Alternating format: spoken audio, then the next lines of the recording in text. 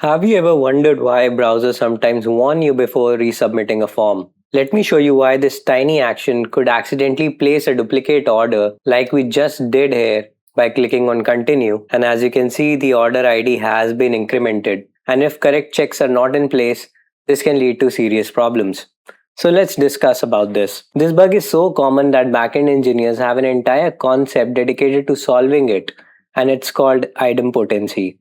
To demonstrate this behavior, I built this dummy transaction page where I can place an order by clicking on this place order button. And it triggers a checkout post API, which our backend then processes. And as a success response, it returns a static success page, which we now see on the screen. But let's say the user runs into some network lag or some other issue, due to which they refresh this page. And this refresh will end up triggering a duplicate API call, which creates another transaction by accident. So why did this happen? It was because this success page exists only because of a successful post request, and when the user refreshes the page, the browser has only one way to recreate it, and that's by sending the exact same post request again. And it has absolutely no idea what that post request actually does. Maybe it charges a credit card, maybe it books another flight. The browser cannot inspect the side effects of the backend API it will retrigger. And this brings us to one of the most important concepts in backend engineering, idempotency. And post method requests are not guaranteed to be idempotent in most of the cases, just like in our example. Most create operation by design use the post method and are intentionally non-idempotent. Now, by definition in backend systems, an API is called idempotent if sending the exact same request multiple times leaves the server in the same final state. Let's look at the server logs that are there in the console on the screen right now.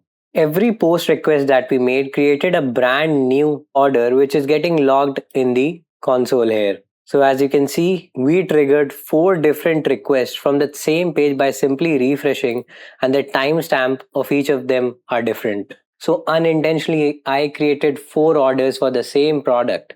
And worse, it might even deduct the amount 4 times. And our checkout API here is pretty simple. It just creates an order object and it pushes it to the database, which in our case is just a simple array data structure. But in real life examples, it would be a database collection or table.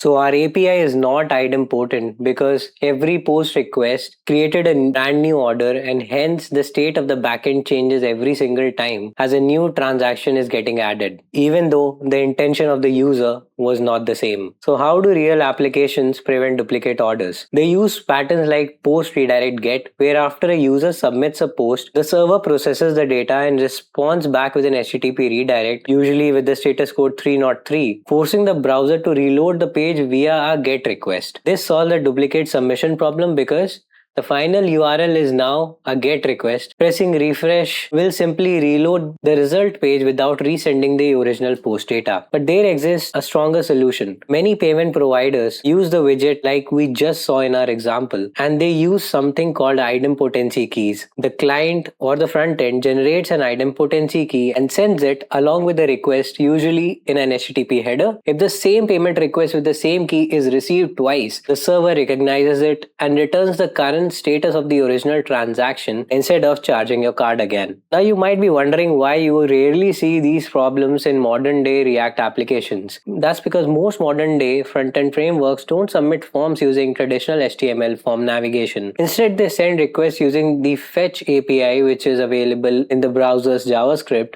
or using an NPM library like Axios. And using such methods, the browser never navigates to the post page response. So refreshing simply reloads the current route instead of replaying the post request. But even in React applications, I've seen forms with post endpoints deployed to production. And if the developers are not careful, they can run into the same problem again. That was it for the video. I really hope you guys learned something new today. I'll be posting more such videos on software engineering best practices in the future. So if you're interested, subscribe to the channel and stay tuned.